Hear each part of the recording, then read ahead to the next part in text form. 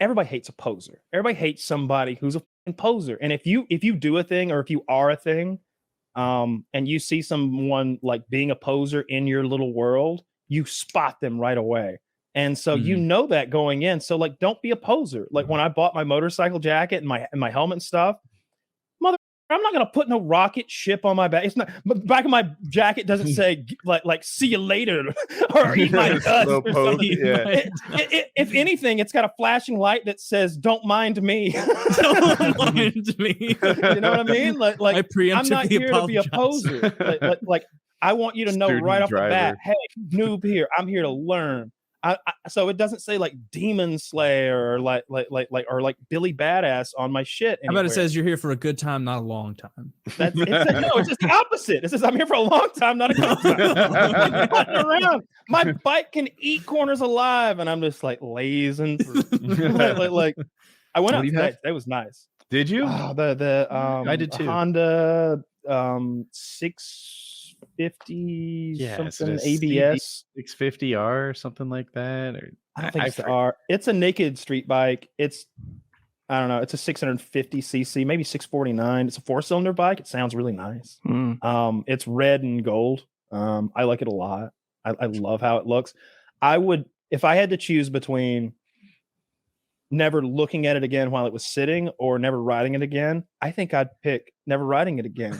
Like I love to look at it. I have thought so many times about wheeling it into my house and just putting it on like in the corner of the living room just to look at it. And I was so close to doing it multiple times. I was just scared to ride it through the living room.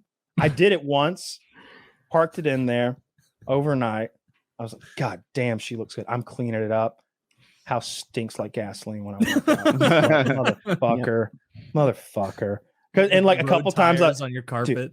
Dude, it was all hardwood, but like revving that bike up in a house is such a cool noise. Every time I go through like a tunnel or like under a bridge or something, I'd pull in the clutch and hit the throttle. It's a requirement. Yeah. And I don't think you're being a poser then. It's just like you just have to do it. Every bridge, if you can, you got to rev. At least are you a big biker, Joshua? Yeah, I have so many bikes. I have a Triumph 1200 Scrambler. I have a KTM 1290 Super Adventure. Oh, I have an 890. Nice. And then a 450 Honda 4-stroke. I don't know. I got a bunch. There's a bunch of 450. Yeah, a bunch of trails. I just back out of the driveway. Cool. Woody is. You sound like Woody's best friend. You should. Woody already wants to invite you on his next like cross country trip. Woody goes on these like crazy cross country adventure bike tours. He's done some group rides. I don't know why I'm telling you his story, but I think I'm better at telling. He's done some group rides, and he's done some he did a solo ride around the holidays where he had a deadline on his return so that he could have Christmas with his family. And knowing that, he went where to where, Woody? I went from North Carolina to Southern California, and then back down Nevada, and then back down to North Carolina. How long that by take? himself on a fucking whim on that KTM? Yeah. Was it the KTM? Yeah, it was. It was the 890. It was like 16 to 18 days, something like that. That's the range. You were camping the whole time, or you? No, I didn't camp. It was December. Okay. Oh, okay, fair enough. Yeah. Yeah, but I do that. I did camping for the Smoky Mountains. I did camping for the Mid-Atlantic Backroad Discovery Route, the Colorado trip, but not that one. See, I am a poser biker. See, that thing. I like to go slow. I don't think I've been faster than maybe over 100. Like I usually keep that thing at like 60 or 70 and just cruise around. I like going slow. I like people looking at me on the bike. I like going through intersections and how it sounds. I like going slow. I really am scared to like lay that. It's not that I don't trust it laying it over. It's my biggest fear is a road hazard sending me into the woods on a corner in Georgia and no one knowing that I skidded off into those woods. Like there's a lot of like I could just get flung out into that kudzu if it's like this leafy growth we have here in Georgia that's thick and like you'd be in there crippled. Like it might cushion your blow a little. What if I break my pelvis and I'm like down there like trying to crawl up a hill and like I can or whatever, and I'm down there for, you know what I mean? I have those thoughts, right? It's a little bit like that. So I usually take it real easy. But Woody goes on some goddamn adventures that would scare me. like just getting lost out there. That watch is a tremendous thing that you've got. Like that would make me feel so much safer about about doing stuff like that. A Garmin InReach. So there's like an SOS button that'll call a helicopter.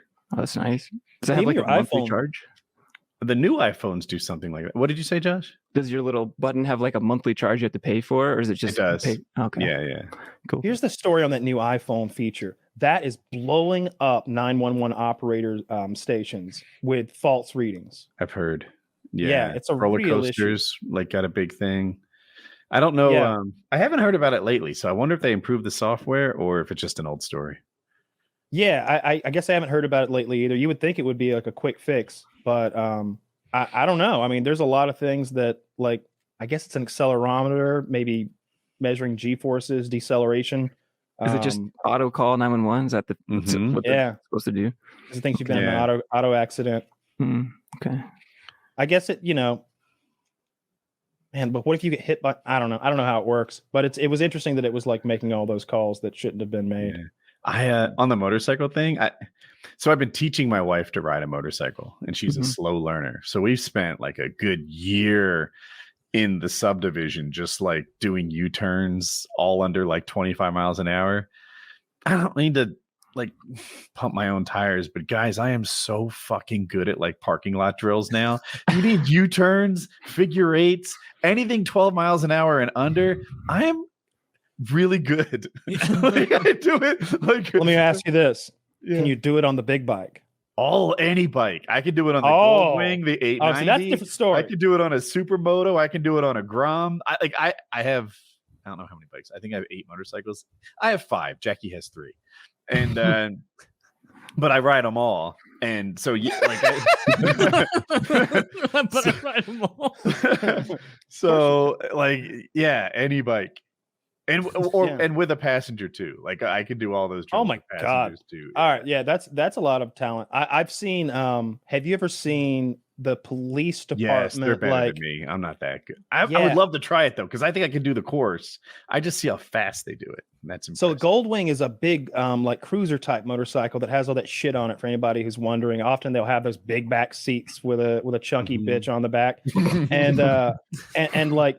They're also what a lot of the police cruisers, certainly on the West Coast, like employ those big bikes. And I've seen where they do. I don't know if it's if they're just getting qualified or if it's a competition. I think it's the latter.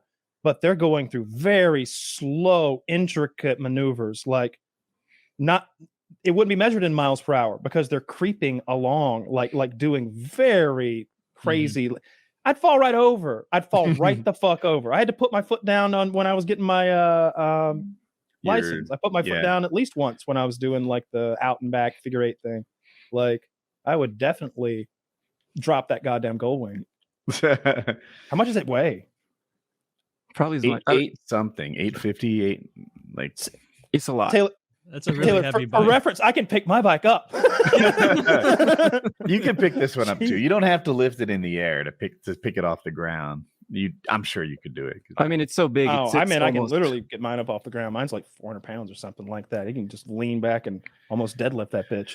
But your bike, if your bike fell on you, you're in trouble. On me would be tricky. Pinned. Yeah. Like let's say like the gas tank is right here.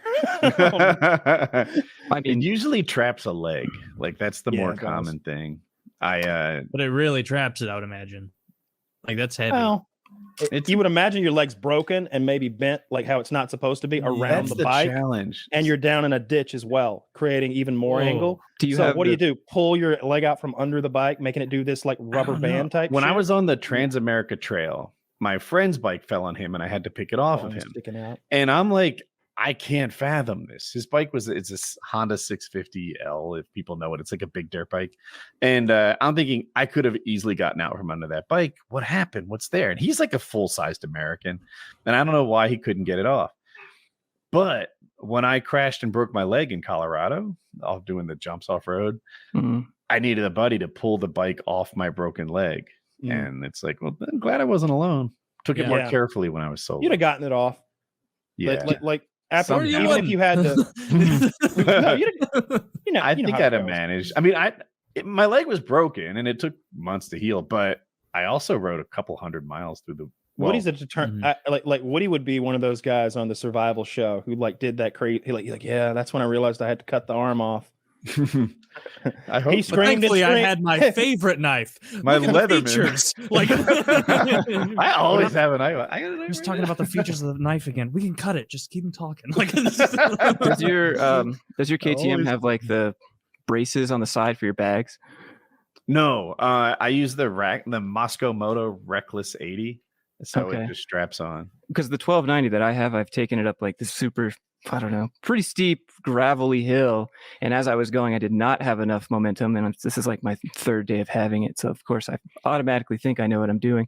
So I go up this steep hill, and I get to the top, I run out of inertia, momentum, and then I'm pretty sure I'm going to die at that point because I'm going to come straight back down. Yeah.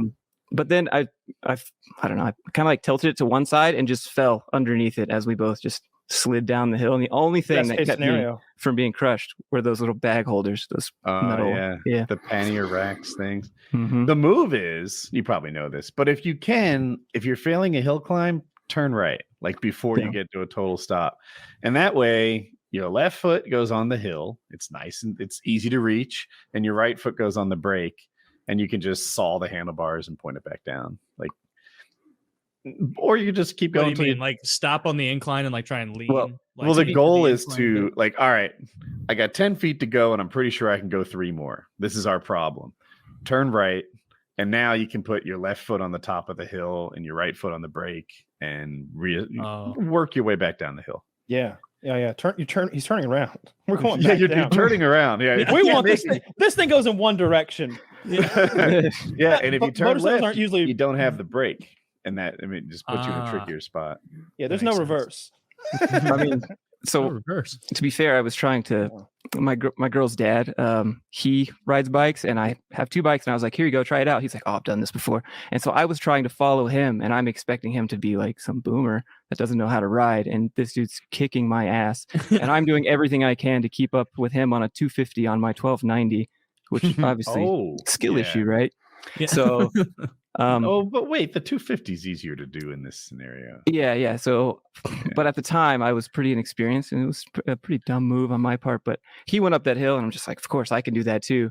And then, I'm just like, I hope he realizes that I'm not behind him. How long is this going to take?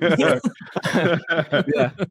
And so he came back, and that's helped me lift it up. But like, I should have done that. Yeah, I was just peer pressure by my girl's dad. I don't know. It felt kind of bad, to be honest. It's like I'm getting whooped by this guy, my 250. But dude, that's super common. Like something about motorcycling is so technique based that guys who are not nearly as athletic as you might be able to outride you.